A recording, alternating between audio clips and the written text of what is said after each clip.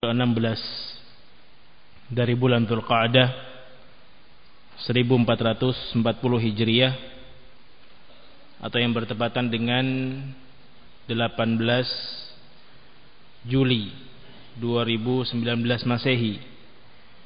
Allah Subhanahu wa taala kembali memberikan kemudahannya kepada kita untuk kita bisa melanjutkan pembacaan rutin kita dari karya Syekhina Al-Faqih Al-Mufassir Al-Allamah Ubaid ibn Abdullah ibn Sulaiman Al-Jabiri Al-Hamdani hafidhahullah wa ra'ah, di dalam karya beliau yang berjudul Ittihaful Uqul bi Syarhi Thalathatil Usul. Hayyakumullah bayyakum ayyuhat talabah. Penting untuk antum tepat waktu, apalagi ketika di makanul wudu, tempat wudu. Jangan bermain. Tempat bermainnya antum sudah selesai ketika azan berkumandang. Kalau sudah azan berkumandang berarti waktu untuk persiapan salat al-jamaah. Hayyakumullah bayyakum. Baik, ikhwati fillah yarhakumullah. Kita lanjutkan apa yang telah kita baca dari karya Syekhina Ubaid ibn Abdullah ibn Sulaiman Al-Jabiri Al-Hamdani hafidhahullah wa ra'ah, yang mana alhamdulillah pada pertemuan terakhir kita telah masuk kepada matan yang disebutkan oleh Al-Musannif alaihi rahmatullah, yakni Syekh Al-Islam Muhammad ibn Abdul Wahhab At-Tamimi An-Najdi, yang mana beliau mengatakan i'lam arsyadakallah li ta'atihi, sampai kepada ucapan beliau wa khalaqahum laha, manusia diciptakan hanya untuk beribadah kepada Allah Subhanahu wa taala, kama qala Allah taala, sebagaimana Allah taala berfirman, wa ma khalaqtul jinna wal insa illa liya'budun, tidaklah aku ciptakan jin dan manusia kecuali untuk mereka beribadah kepadaku.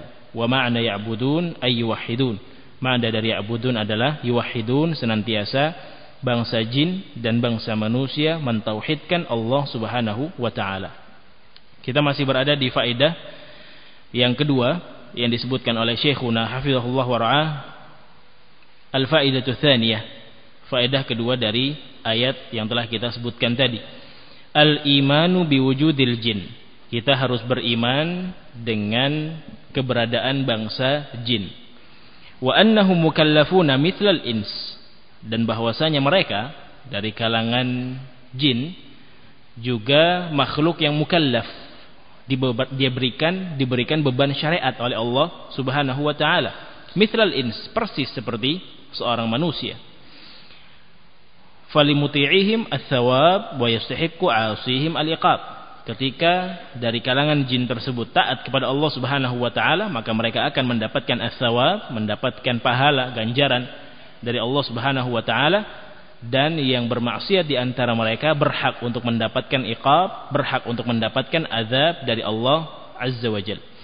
Itu faedah kedua yang telah kita sebutkan. Faedah tsalitsah, faedah ketiga yang disebutkan oleh beliau hafizahullah wa ra'ah, al-faidatu tsalitsah, bulughu risalati Muhammadin sallallahu alaihi wasallam lil jinni wal ins. Risalah Nabi kita Muhammad sallallahu alaihi wasallam itu diperuntukkan pula untuk bangsa jin, selain tentunya manusia kita kaum muslimin al-muslimat diberikan beban syariat oleh Allah Subhanahu wa taala yang berasal dari risalah Nabi Muhammad sallallahu alaihi wasallam. Dan ternyata bangsa jin pun diberikan beban syariat oleh Allah Subhanahu wa taala yang sama persis seperti keberadaan bangsa manusia. Wa qad dalla ad-dalilus sharih minal Qur'an, dan hal ini telah ditunjukkan dengan dalil yang sangat jelas dari Al-Quranul Karim, was sunnatus sahihah atau was sunnatis sahihah, ya, minas sunnah as-sahihah, dan telah juga ditunjukkan dari sunnah as-sahihah yang sahih dari Nabi sallallahu alaihi wasallam ala dzalik. Fa minal Quran suratul jin, dan di antara dalil yang menunjukkan akan adanya taklifiyah, sampainya risalah Nabi Muhammad sallallahu alaihi wasallam kepada bangsa jin, yang ada di dalam surah Al-Jin ayat pertama sampai kedua, kata Allah Jalla Jalaluhu, qul uhiya ilayya annahu istama'a nafarun minal jinni faqalu inna sami'na qur'anan ajaba yahdi ila rusydi fa amanna bihi walan nusyrika bi rabbina ahada. Kata Allah Jalla Jalaluhu, qul, katakanlah wahai Muhammad. Jadi diperintahkan kepada Nabi Muhammad SAW untuk menyampaikan hal ini kepada umat beliau. Jadi sebenarnya yang pantas untuk menyandang gelar Imam Ats-Tsaqalain, imamnya dua bangsa, yakni imamnya bangsa jin dan imamnya bangsa manusia, itu hanyalah Nabi Muhammad SAW. Dari kalangan as-sahabah, sealim apapun, semumpuni apapun, tidak pernah disematkan, tidak pernah disifatkan oleh Nabi Shallallahu Alaihi Wasallam sebagai Imam Ats-Tsaqalain, imamnya bangsa jin dan imamnya bangsa manusia. Dari sini kita bisa melihat keguluan, sikap berlebih-lebihan yang ada di sisi pengikut Yahya Al-Hajuri. Yahya Al-Hajuri di antara apa yang dijadikan sebagai bahan kritikan oleh para ulama adalah sikap al-ghulu, sikap yang berlebihan, yang diridhoi oleh dia. Jadi sikap ini keluar dari murid-muridnya, karena kalau dari sisi ilmiah, dari sisi kemampuan ilmiah memang dikatakan dan disaksikan bahkan oleh Syekh Muqbil Ibn Hadi Al-Wadi'i sendiri, beliau Yahya Al-Hajuri adalah seorang yang zaki, seorang yang cerdas. Antum bayangkan kemungkinan dia di dalam Al-Qur'anul Karim sudah tidak diragukan. Begitu pula kemungkinan dia ketika menghafal ribuan hadis-hadis Nabi sallallahu alaihi wasallam yang ada di dalam Kutubus Sittah, bukan As-Sahihain, bukan Bukhari Muslim. Kalau sebagian dai kita di Indonesia mungkin dikenal dia hafal Imam Bukhari, Sahih Bukhari, dia hafal Sahih Muslim, Sahihain. Tapi Yahya Al-Hajuri, Yahya Ibnu Ali Al-Hajuri, Kutubus Sittah, As-Sahihain, Bukhari Muslim, ditambah 4 kutub As-Sunan. Dihafal ribuan hadis, bahkan puluhan ribu hadis dihafal oleh seorang Yahya Al-Hajuri. Akan tetapi bentuk berlebih-lebihannya yang datang dari kalangan muridnya adalah dengan memberikan sifat Imam Ats-Tsaqalain kepada gurunya mereka, kepada Yahya Al-Hajuri, Imam Ats-Tsaqalain. Dan Yahya Al-Hajuri ridha, rela, tidak diingkari sama sekali oleh dia. Imam Ats-Tsaqalain, imamnya Ats-Tsaqalain, imamnya bangsa jin, imamnya bangsa manusia. Kenapa? Kecerdasan yang luar biasa. Dari sini ikhwati fillah ya ra'akumullah, kita bisa mengambil sebuah faedah penting. Kecerdasan az-zaka tanpa adanya az-zaka tidak berfaedah. Az-zaka bidzal, kecerdasan, kelihayan, kepandaian dia dalam memahami nas-nas, dalam menghafal Al-Quran, memahami hadis-hadis Nabi SAW. Ini membutuhkan satu poin lainnya yang namanya az-zaka, kesucian jiwa. Karena kepandaian, kepintaran seseorang tanpa adanya az-zaka, sulit untuk dia menjadi seorang qudwah, sulit untuk menjadikan ilmunya sebagai ilmu yang barakah, ilmu yang bermanfaat bagi dia dan orang-orang yang berada di sekitarnya. Ini az-zakah, tanpa adanya az-zakah. Maka digabungkan oleh para ulama as-salaf dari kalangan sahabat ala ra'sihim ridwanullahi alaihim ajma'in, mereka mengumpulkan az-zakah dengan az-zakah. Kepandaian mereka luar biasa dan kesucian jiwa mereka pun dijamin oleh Rasul sallallahu alaihi wasallam, bahkan oleh Allah Subhanahu wa taala sebagai ahlul jannah. Maka ketika adanya az-zakah tanpa az-zakah la yanfa, tidak akan bermanfaat, bal yadur, bahkan akan memberikan kemudaratan seperti kemudaratan yang ada di sisi Yahya Al-Hajuri wal iyadzu billah. Ikhwati fillah ya ra'akumullah, Imam Ats-Tsaqalain adalah Nabi kita Muhammad sallallahu alaihi wa ala alihi wasallam, karena beliaulah yang diutus kepada bangsa jin dan diutus kepada bangsa manusia. Katakanlah, qul, kata Allah Jalla Jalaluhu, uhiya ilayya, telah diwahyukan kepadaku, telah diwahyukan kepada Ar-Rasul sallallahu alaihi wasallam, annahu, bahwasanya istama'a nafarun minal jin. Nafar ini bilangan di dalam bahasa Arab, itu dari 3 sampai 10 orang. Itu disebut nafar. Rombongan yang berisi 3 sampai 10 orang. Jadi kurang lebihnya 3 sampai 10 orang jin dikisahkan di dalam ayat ini istama'. Istama' ini lebih kepada bahasa bebasnya menyimak, berbeda dengan sekedar as-sam'. As-sam' tanpa huruf ta, tanpa tambahan istama'a, jadi hanya sekedar sami'a, itu maknanya mendengarkan. Sami'a al-muadzin, dia mendengarkan kumandang seorang muadzin. Tapi kalau istama' menyimak, diperhatikan apa yang dia dengar. Seperti kondisi kita di majelis-majelis ilmu yang ada di antara kita hanya yang mendengar saja, ini disebut sami'a. Ada yang benar-benar menyimak apa yang disampaikan, istama'a. Ini bahasa Arabnya istama', dia menyimak. Dan di ayat ini Allah Subhanahu wa taala mengatakan istama'. Nafar minal jin. Rombongan dari kalangan jin tersebut, rombongan dari bangsa jin tersebut istama'al Qur'an, mendengar, menyimak. Bukan mendengar, afwan, menyimak Al-Qur'anul Karim. Disimak benar-benar oleh mereka. Faqalu, setelah mereka menyimak ayat-ayat Allah Subhanahu wa taala dibacakan oleh Nabi sallallahu alaihi wasallam, faqalu, mereka mengatakan inna sami'na Qur'anan ajaba. Setelah mereka menyimak ayat-ayat Allah Subhanahu wa taala, mereka menyerukan inna sami'na, sesungguhnya kami telah mendengar Qur'anan ajaba, ayat-ayat Al-Qur'an yang sangat membuat kami ajib, yang sangat membuat kami heran, mengherankan. Begitu kagumnya mereka dengan lantunan ayat-ayat Allah Subhanahu wa taala yang dibacakan oleh Nabi Muhammad sallallahu alaihi wasallam dan dipersaksikan dan disimak oleh mereka, rombongan dari jin tersebut. Maka ikhwati fillah yara'akumullah, ayat yang pertama ini di antara faedah yang bisa kita ambil adalah bagaimana kaum jin di zaman Nabi Muhammad sallallahu alaihi wasallam berusaha mencari hidayah. Maka sampai kepada sebuah majelis Nabi sallallahu alaihi wasallam membacakan ayat-ayat Allah Subhanahu wa taala, didengarkan, disimak satu persatu, ayat per ayat oleh sebahagian dari rombongan bangsa jin tersebut, sampai mereka menyatakan inna sami'na Qur'anan ajaba, kami telah mendengarkan Al-Qur'an, kami telah mendengarkan ayat-ayat Allah Subhanahu wa taala yang sangat mengagumkan. Ayat-ayat Allah Subhanahu wa taala merupakan mukjizat khusus yang diberikan oleh Allah Jalla Jalaluhu kepada Nabi kita Muhammad sallallahu alaihi wasallam, dan ini tidak diberikan kepada selain Nabi kita Muhammad sallallahu alaihi wasallam.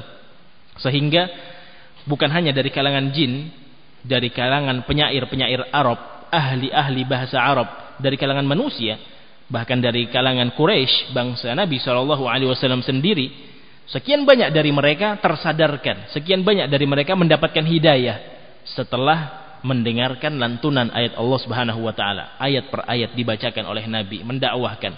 Seperti yang kita ketahui bersama, ikhwati fillah yara'akumullah, Nabi sallallahu alaihi wasallam mendakwahkan risalah beliau, mendakwahkan risalah al-Islam itu dengan tahapan-tahapan yang ada. Yang pertama, tahapan dakwah Nabi sallallahu alaihi wasallam adalah dakwatun sirriyah. Pelan-pelan, sembunyi-sembunyi. Ini dakwahnya Nabi sallallahu alaihi wasallam. Tidak secara saraha, tidak terang-terangan. Bahkan seperti yang kita ketahui, kisahnya Salman Al-Farisi ketika masuk ke dalam Islam, begitu pula sahabat-sahabat Nabi sallallahu alaihi wasallam yang lainnya, ketika ingin mendapatkan hidayah, ketika ingin mendengarkan risalah Nabi sallallahu alaihi wasallam, mendapati tahapan yang namanya dakwatun sirriyah, dakwah yang sembunyi-sembunyi. Diam-diam Nabi sallallahu alaihi wasallam dari pintu rumah ke pintu rumah yang lainnya, dari satu komunitas ke komunitas yang lainnya, dari satu bangsa ke bangsa yang lainnya, dari satu suku ke suku yang lainnya, sembunyi-sembunyi, belum berani Nabi sallallahu alaihi wasallam untuk menyampaikan risalah beliau dengan sharahah. Karena apa? Karena banyaknya penentangan dari musyrikin, terkhusus dari bangsa Quraisy yang tidak mau dan tidak rela untuk meninggalkan agama-agama kesyirikan yang ada di sisi mereka. Aja'alal alihata ilaha wahida, kata sebahagian bangsa Quraisy kepada Nabi sallallahu alaihi wasallam, wahai Muhammad, apakah alihah yang banyak ini, Tuhan-Tuhan kami yang banyak, sesembahan-sesembahan kami yang banyak, engkau jadikan sebagai satu ilah saja, engkau hapus semuanya, Allata wal Uzza wa Manata tsalitsatal ukhra, semuanya engkau hapus, kemudian engkau sisakan Allah Subhanahu wa taala?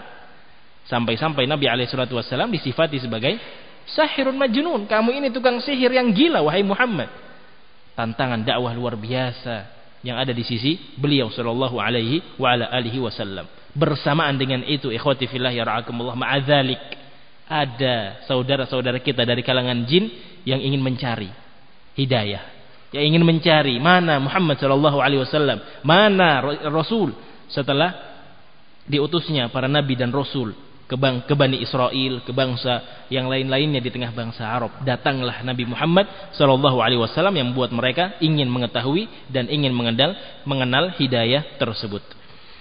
Kemudian di ayat yang berikutnya kata Allah Jalla Jalaluhu, atau tahapan yang selanjutnya yang ada di sisi dakwah Nabi sallallahu alaihi wasallam adalah dakwah secara sharahah, terang-terangan, yang alhamdulillah ketika dakwatun sirriyah telah diterima perlahan-perlahan.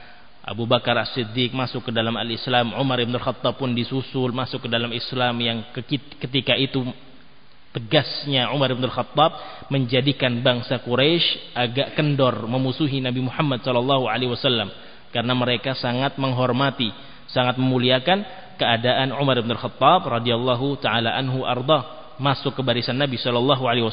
Dengan sebab tersebut tentunya ba'da Allah Subhanahu wa taala jayalah al-Islam. Maka setelah kuat al-Islam, mulailah Nabi SAW menyampaikan risalah ini terang-terangan. Diganggu, pasti ada gangguan. Lantas kita siapa? Menasihati orang lain, menasihati kerabat kita, menasihati mungkin istri-istri kita, menasihati ayah-ayah kita, ibu-ibu kita, kerabat-kerabat dekat kita, tanpa mau dicemoohkan, tanpa mau direndahkan. Siapa kita? Kita tidak semulia Nabi SAW yang sampai dilempari kotoran unta. Kita tidak seperti Nabi SAW yang sampai disiapkan duri-duri di jalan beliau. Kita hanya sekedar ucapan-ucapan, masukkan telinga kanan dan keluarkan dari telinga kanan pula. Tidak usah diserap di otak-otak kita. Yang penting nasihat tetap masuk kepada keluarga-keluarga, kerabat-kerabat yang kita cintai. Yang namanya dakwah, yang namanya penyampaian risalah ini, ikhwati fillah ya ra'akumullah, ketika kita ingin mengenalkan hidayah ini, sunnah ini kepada orang-orang lain, butuh yang namanya pengorbanan. Sebagaimana Rasul sallallahu alaihi wa ala alihi wasallam pun telah menjadi seorang yang berkorban dengan pengorbanan yang sangat luar biasa ketika beliau membawa risalah al-Islam dari sisi Allah Subhanahu wa taala. Kemudian kata Allah Subhanahu wa taala di dalam ayat yang berikutnya, yahdi ila rusydi fa amanna bihi, masih menukilkan ungkapan rombongan dari kalangan jin yang mendengar langsung ayat-ayat Allah Subhanahu wa taala dari lisan Nabi Muhammad sallallahu alaihi wasallam setelah mereka mengatakan, kami telah mendengarkan ayat-ayat yang sangat mengagumkan kami, mengherankan kami. Tidak pernah kami mendengar lantunan bahasa-bahasa Arab seindah Al-Qur'anul Karim, mukjizat dari Allah Subhanahu wa taala. Karena kalau mukjizat ini sangat erat kaitannya dengan perkara-perkara yang bisa membuka apa yang ada di sisi manusia dari sempitnya pikiran mereka. Perkara-perkara yang mustahil itu namanya mukjizat, seperti terbelahnya bulan, keluarnya air dari jari-jari Nabi SAW, mukjizat yang ternyata orang, oh iya, ternyata ini adalah utusan, ini adalah Rasul dari sisi Allah Subhanahu wa taala, yang melemahkan logika berpikir manusia. Yahdi ila rusydi fa amanna bihi, yang mana Al-Quranul Karim adalah ayat-ayat yang yahdi ila rusydi, ayat-ayat yang akan memberikan hidayah, yang akan memberikan petunjuk kepada jalan kebenaran. Ar-rusyd al-hidayah, seperti apa yang telah disebutkan oleh beliau alaihi rahmatullah di dalam doanya, i'lam arsyadakallahu li ta'atihi. Telah kita jelaskan makna ar-rusyd. Fa amanna bihi, karena kami mendengarkan, kata rombongan jin tersebut, karena kami telah mendengarkan ayat-ayat Allah Subhanahu wa taala yang sangat mengagumkan, dan kami telah mengetahui bahwa ayat-ayat tersebut bisa memberikan jalan petunjuk kepada cahaya ilmu, kepada cahaya hidayah, maka kami amanna bihi, maka kami beriman dengan Al-Qur'an tersebut. Artinya beriman dengan keberadaan Nabi Muhammad sallallahu alaihi wa ala alihi wasallam sebagai nabi dan utusan Allah Subhanahu wa taala. Kemudian dilanjutkan pada kalimat ketiga yang ada di sisi mereka, kalangan jin, walan nusyrika bi rabbina ahada, dan kami tidak akan menyekutukan Allah Subhanahu wa taala sedikit pun. Ini tiga pernyataan dari kalangan jin yang diucapkan dan dihikayatkan oleh Allah Subhanahu wa taala di dalam ayatnya. Yang ini akan terus dibaca oleh kaum muslimin, yang menunjukkan bahwasanya mereka dari kalangan jin adalah bangsa yang akan menerima risalah dari sisi Allah Subhanahu wa taala, dan terus mereka akan mendapatkan beban taklifiyah, beban syariat dari Allah Azza wa Jalla. Ini dalil dari Al-Qur'anul Karim. Kemudian dalil dari sunnah Nabi sallallahu alaihi wasallam disebutkan oleh beliau hafizahullah wa ra'ah wa fil hadits sahih, dan di dalam hadis yang sahih. Anna Rasulullah sallallahu alaihi wasallam ijtama'a biwafdil jin.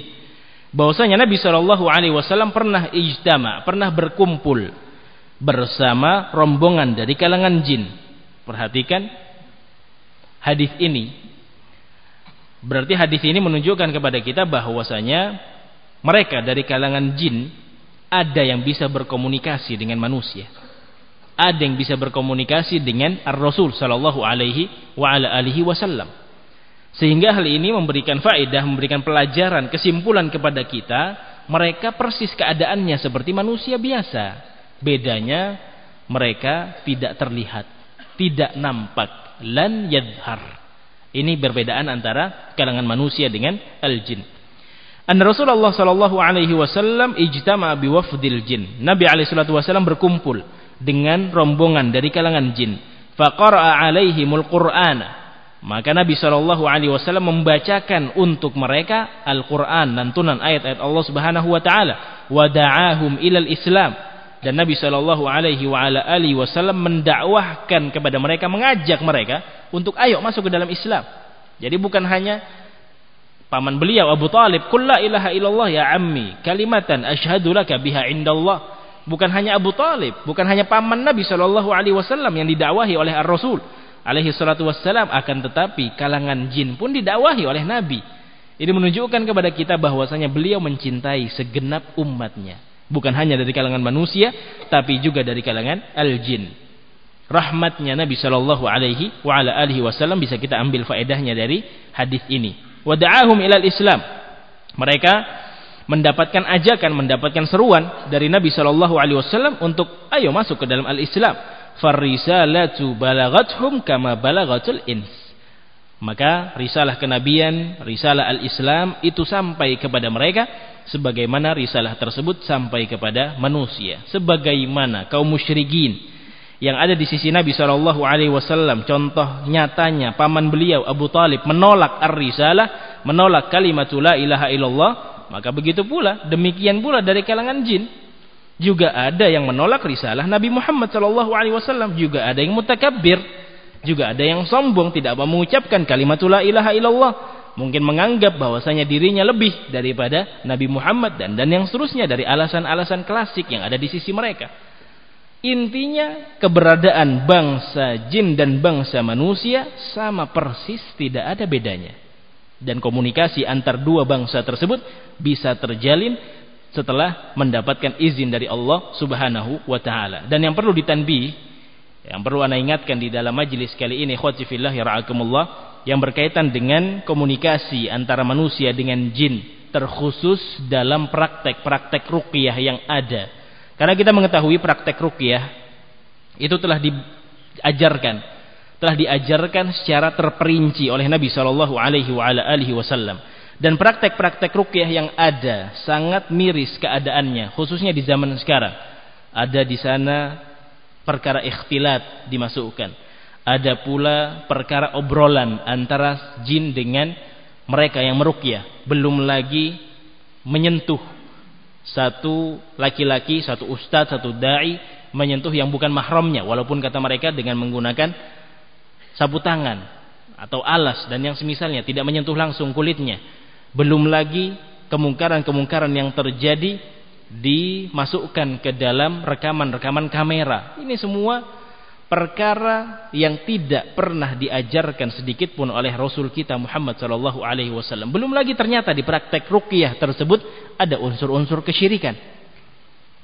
Bacaannya kemungkinan kita dengarkan seperti ayat-ayat Allah Subhanahu wa taala, dilantunkan sebagaimana ayat-ayat Allah Subhanahu wa taala. Ternyata setelah kita simak benar-benar, bukan ayat-ayat Allah yang dibacakan, akan tapi mantra-mantra dari guru-guru mereka, wal iyad billah. Maka poin yang kita harus bahas, ikhwati fillahi ra'akumullah, satu poin penting yang berkaitan dengan komunikasi antara bangsa jin dengan bangsa manusia. Yang harus kita perhatikan, komunikasi tersebut tidak akan bisa terjalin kecuali dengan izin Allah Subhanahu wa taala. Ini satu poin. Berarti apabila ada beberapa pihak yang memang mengklaim, yang memang memiliki pernyataan dan menghukumi bahwasanya dirinya lah yang bisa berkomunikasi dengan jin fulan, jin allan dan yang seterusnya, maka kita lihat dulu apakah dia sebagai seorang yang saleh ataukah sebagai seorang yang taleh atau fasik. Karena keridhaan Allah Subhanahu wa taala itu sangat dekat dengan orang-orang saleh. Bagaimana mungkin keridhaan Allah, izin Allah Subhanahu wa taala didapatkan oleh seorang yang fasik, seorang yang senantiasa bermaksiat kepada Allah, seorang yang senantiasa bermudah-mudahan dengan perkara ikhtilat, menganggap itu adalah hal yang biasa, menganggap itu tidak melanggar syariat, padahal Islam sangat jauh dengan praktek ikhtilat. Campur baur antara manusia, campur baur antara laki-laki dengan wanita tidak dibenarkan sama sekali di dalam syariat Islam. Ketika dia bermudah-mudahan, bahkan mencari dalih-dalih, bukan dalil, mencari dalih-dalih pembenaran dari apa yang dia praktekkan dari ruqyah-ruqyah syar'iyah tersebut, maka kesimpulan yang bisa kita ambil, sulit bagi dia akan bisa berkomunikasi dengan jin. Kalaupun bisa, poin kedua yang harus kita ingatkan, ketahuilah dari kalangan bangsa jin, apalagi yang suka mengganggu, yang usil-usil ini, mengganggu ketentraman seorang manusia, masuk ke dalam tubuh manusia dan yang seterusnya, ada dari mereka yang disebut dengan kalangan asyayatin, syaitan. Yang mana syaitan, asyayatin disebutkan oleh Nabi SAW kepada Abu Hurairah radhiyallahu taala anhu arda, sadaqaka wa huwa kadzub. Ketahuilah wahai Abu Hurairah bahwasanya dia telah jujur padamu dalam satu poin. Insyaallah taala akan kita ceritakan sedikit kisahnya bagaimana Abu Hurairah berkomunikasi dengan jin yang ada dari kalangan asyayatin. Sadaqaka ya Abu Hurairah wa huwa kadzub, dalam kondisi dia adalah seorang pendusta. Kadzub harus kita garis bawahi atau harus kita lingkari atau harus kita garis atasi. Dari kalangan syayatin, dari kalangan syaitan, dan suka mengganggu manusia, suka usil.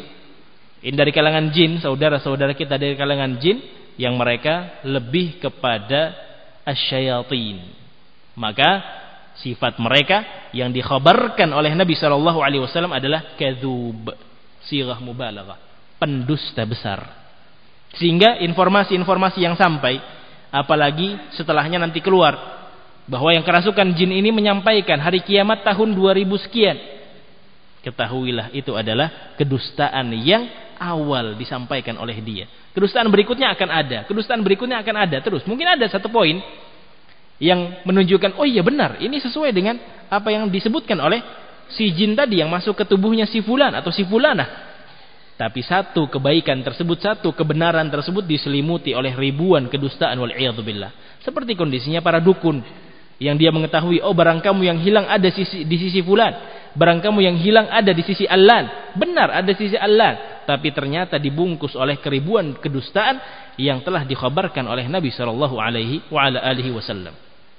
Singkat cerita, ikhwati fillah ya ra'akumullah, Abu Hurairah radhiyallahu ta'ala anhu arda pernah diberikan amanah oleh Nabi SAW untuk menjaga Baitul Mal, sebuah rumah yang di dalamnya disimpan harta-harta kaum muslimin. Harta-harta kaum muslimin banyak yang dijaga ketika itu oleh Abu Hurairah Abdurrahman ibn Sakhr radhiyallahu taala anhu arda. Malam pertama ketika Abu Hurairah menjaga Baitul Mal tersebut, didatangi oleh seorang laki-laki. Kemudian dia berusaha mencuri apa yang ada di sisi Baitul Mal tersebut. Sempat dia mengambil bahagian dari harta emas, perak, dinar, dirham dan yang seterusnya, tapi ditangkap oleh Abu Hurairah. Akhirnya Abu Hurairah radhiyallahu taala anhu arda memberikan peringatan, jangan kamu ulangi, dilepaskan. Malam kedua ternyata kedapatan lagi orang yang sama. Kok bisa melihat? Ternyata akhir cerita disebutkan bahwasanya syaitan dari kalangan jin tersebut menjelma sebagai seorang manusia, menjelma sebagai seorang Bani Adam. Karena kalau dengan wujud aslinya tidak akan mungkin dilihat oleh Abu Hurairah radhiyallahu taala anhu arda. Malam kedua demikian. Diberikan uzur lagi. Sudah, kamu jangan ulangi. Ini baitul mal, hartanya kaum muslimin, haram alaik. Haram untuk kamu curi. Dilepaskan lagi. Malam ketiga ternyata diulangi lagi oleh dia. Mencoba lagi, berusaha lagi untuk mencuri harta yang ada di sisi baitul mal. Maka di situ Abu Hurairah sudah berazam, tidak akan aku lepaskan kamu. Aku akan bawa kamu, aku akan ikat di tiang masjid, dan aku akan laporkan kepada Nabi Muhammad SAW. Ketakutan jin dalam tanda kutip, syaitan dalam tanda kutip yang menjelma sebagai seorang manusia. Dia berikan sebuah faedah, sebuah ilmu kepada Abu Hurairah. Dan dari sini akan datang syubhat dari kalangan ahlul ahwa'i wal bid'ah. Boleh kita mengambil ilmu dari kalangan ahlul bid'ah. Kenapa? Abu Hurairah mengambil ilmu dari syaitan. Boleh kita mendengar ceramah-ceramahnya Salman al-Auda. Boleh kita mendengar ceramah-ceramahnya Ali Hasan al-Halabi. Boleh kita mendengar ceramah-ceramahnya tokoh-tokoh sesat. Kenapa? Abu Hurairah mengambil ilmu dari syaitan. Ini berangkat dari hadis ini, berangkat dari dalil ini yang sebenarnya mereka jadikan dalih pembenaran, bukan kebenaran yang mereka inginkan. Ternyata disampaikan ilmu kepada syaitan atau kepada Abu Hurairah dari syaitan tersebut. Apa kata syaitan tadi? Aku beritahukan kepada kamu satu faedah, wahai penjaga baitul mal.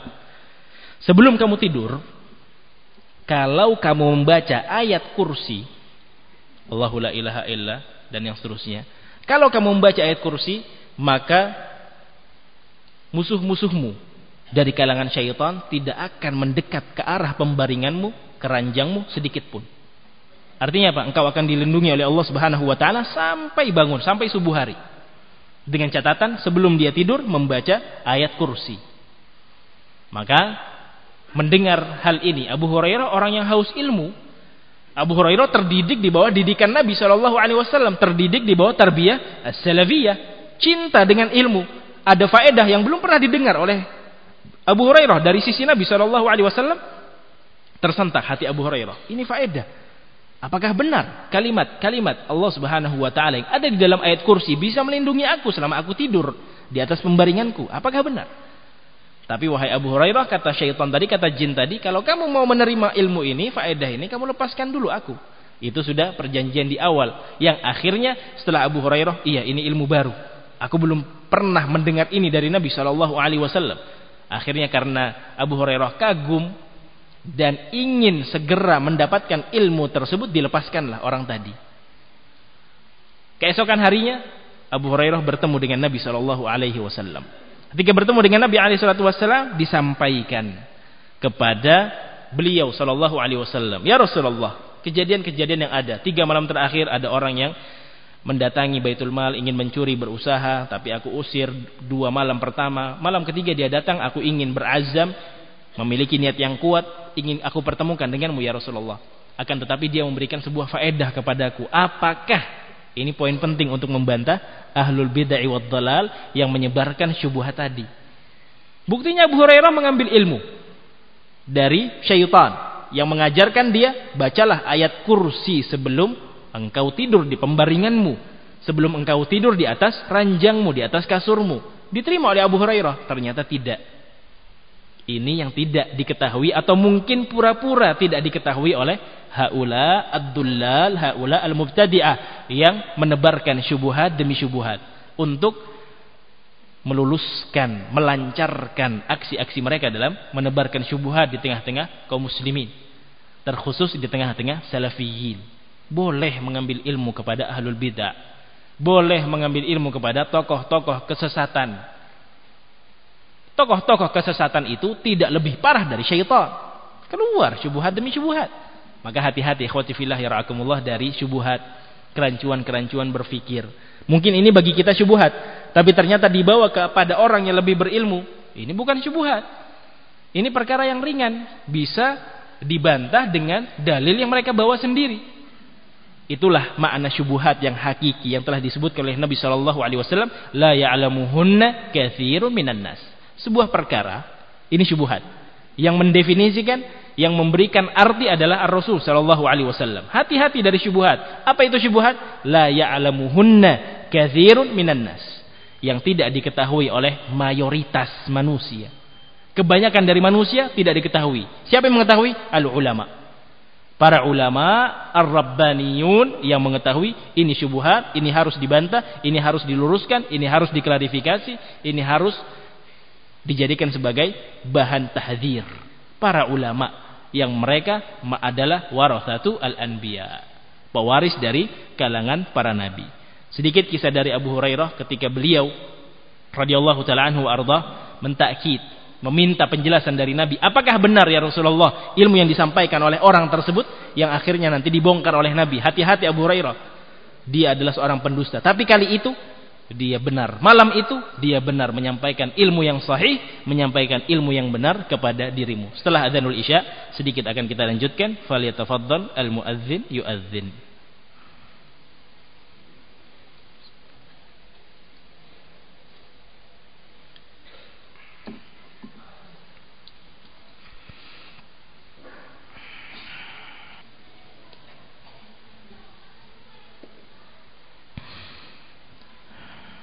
Ikhwati fillah ya ra'akumullah.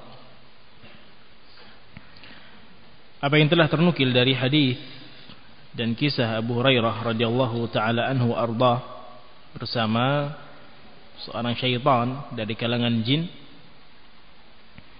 yang akhirnya Nabi sallallahu alaihi wasallam ditanya oleh Abu Hurairah, apakah benar wahai Rasulullah bacaan ayat kursi sebelum kita mengarah ke pembaringan kita, ke ranjang-ranjang kita, ke kasur-kasur kita, itu bisa melindungi kita dari gangguan syaitan sampai pagi hari datang, sampai kita terbangun dari tidur-tidur kita? Maka Nabi sallallahu alaihi wasallam menjawab, "Na'am, iya wahai Abu Hurairah." Tapi diberikan tanbih, diberikan peringatan, "Shadaqaka wa huwa kadzub." Hati-hati Abu Hurairah, bahwa yang bertemu denganmu di 3 malam ketika kamu menjaga Baitul Mal adalah seorang dari kalangan syaitan yang menjelma menjadi seorang Bani Adam, seorang manusia. Ya insyaallah taala kisah ini pun akan dibawa secara ringkas oleh Syekhuna hafizahullah wa ra'ah ketika membantah sebahagian syubhat dari kalangan ahlu filsafat yang mereka tidak beriman dengan keberadaan jin.